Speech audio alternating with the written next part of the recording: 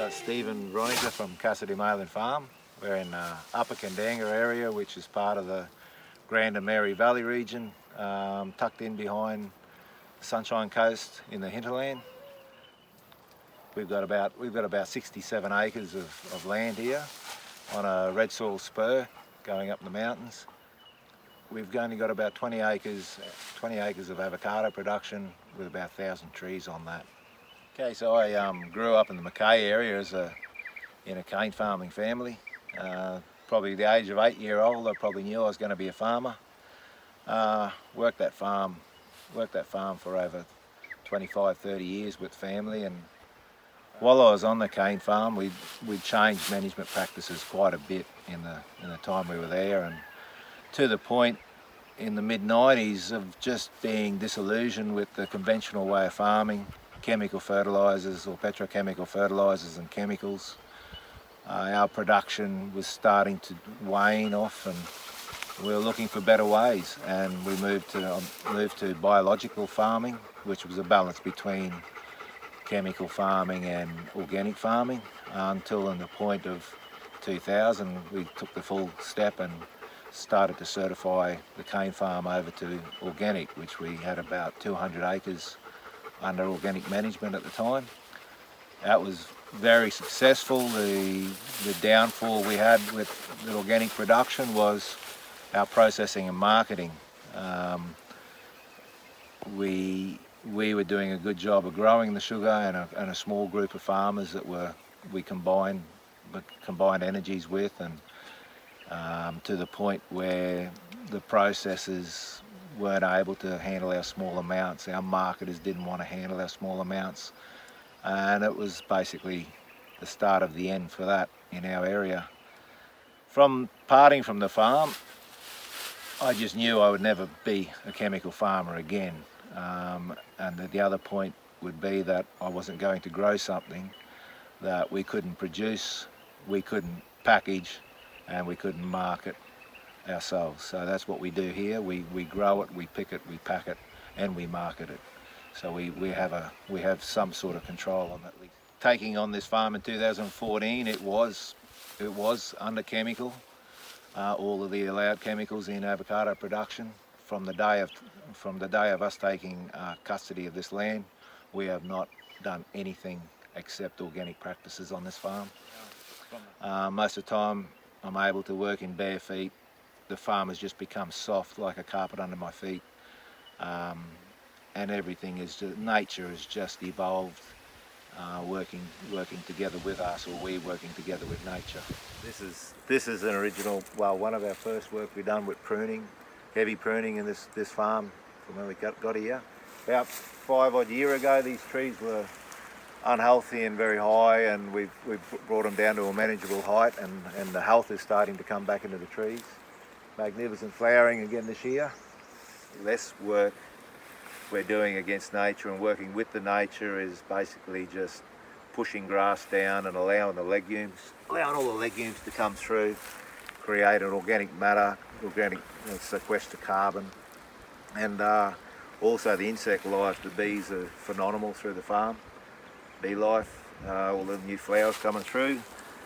We're just waiting now for the seed to mature and get viable seed in the legumes, and then we'll harvest all the mulch in the center aisles and push it out to the trees as our new mulch. The evolution of the grasses is changing as we change the condition of the soils. The grasses are becoming softer. We're coming in with good pasture type, softer grasses. But our legumes are just becoming prolific, which is something that every organic farmer wants on their farm in a manageable way. We found that we stopped cutting legume and cutting grasses. When we cut the grasses, we destroy our legumes. So what we do now is basically bruise grass and allow the legumes to grow over the top of them.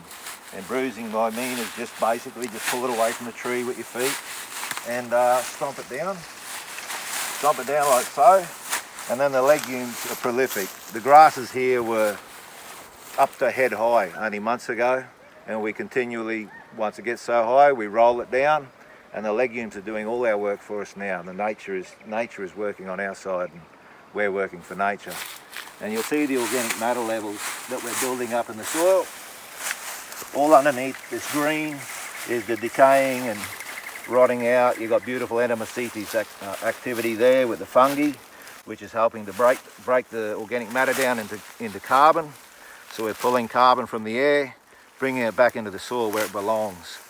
And this soil here, couldn't touch it with a shovel 4 or 5 years ago. Now it's easy enough to scratch up with your fingertips.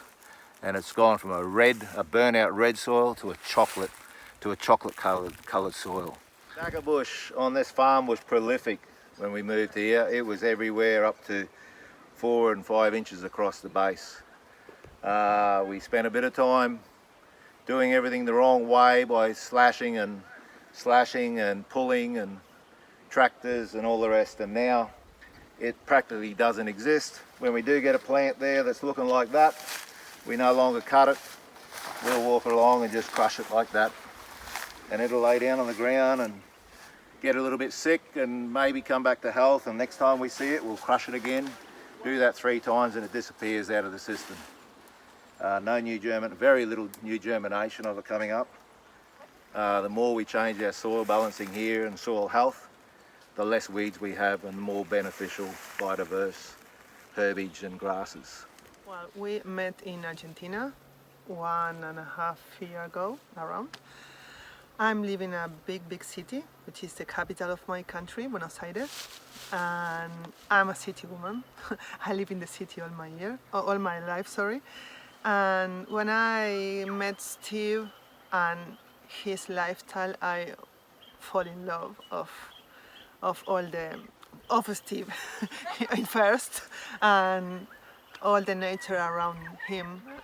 I don't know so much about farm, but I'm learning at this time. We need to work with nature and let nature be our friend. We need to enhance nature to combat some of the problems we do have. We do have some diseases, we do have some insects, and by just doing what we're doing, we're noticing a lot lower incidence of diseases and also insect pressure by creating a home for all of our beneficial fungi, our beneficial bacteria, our beneficial insects.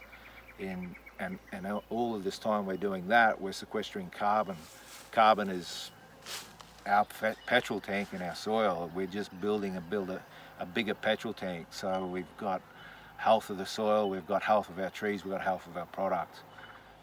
Well, marketing is something is all new to me. As a cane farmer, I never ever dreamt of selling our own product, because we couldn't. We were controlled by a regulated industry. Coming here, thanks to a couple of backpackers that introduced me to something new and introduced us to markets, we built confidence into approaching retailers and like Freshbox, home delivery services. And over the years we've built a confidence and a connection and also a network of people and contacts. And now it's a very big part of the job is to find a market for our produce, a good market for our produce. We look for markets that appreciate food, not and just organic food. Organic food. Well, it has to be organic food for sure. The people that we find that support our business are people that care about themselves, care about their environment. They unbelievably care about the health of their farmers, which I am very concerned about.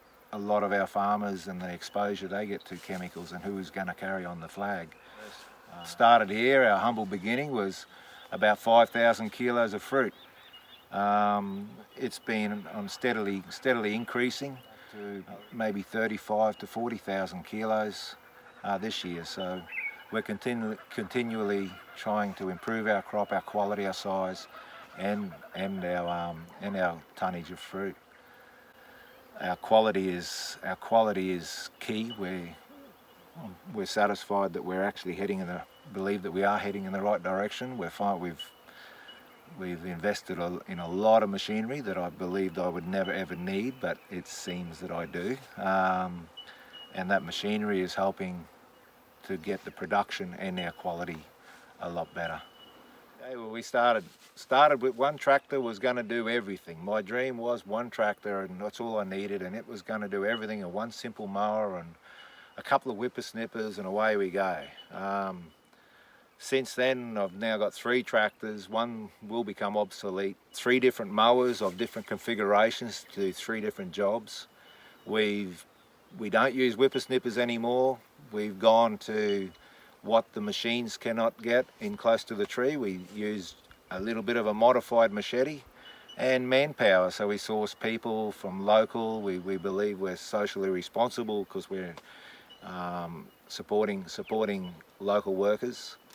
But it's very casual, and it's not something it's getting less and less all the time that we require labour.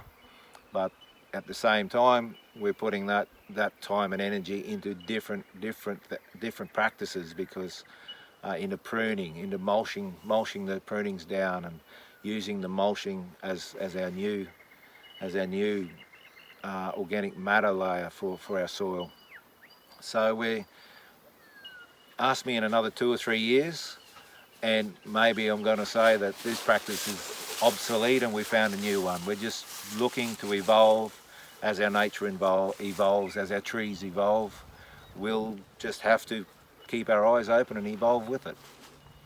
Yeah, I love food and I love cook, and I found a lot of recipes, and I create a lot of new recipes with avocados because, well, I realized that in Australia people love avocados and I'm a fanatic of avocados too, and we start our day every morning with an avocado toast with different ingredients, and yes, it's my project here in Australia to build something in relation with cook and avocados. Yeah. It's your superpower. What would you want more of? Have more time. Oh, can manage the time. Time management, yes. Yeah, that. Time management. Since starting here, we've imported some compost, and we've imported manures and made our own compost. We've imported a lot of lime, dolomite, gypsum, soft rock phosphates, other minerals, some biodynamic preparations into the compost.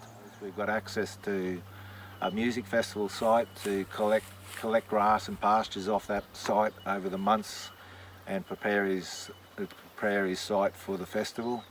So we're bringing in thousands and thousands of metres of raw grass and staging it up and trying to compost it down and get it down to an organic matter and a spreadable product that we can start to actually import more organic matter again.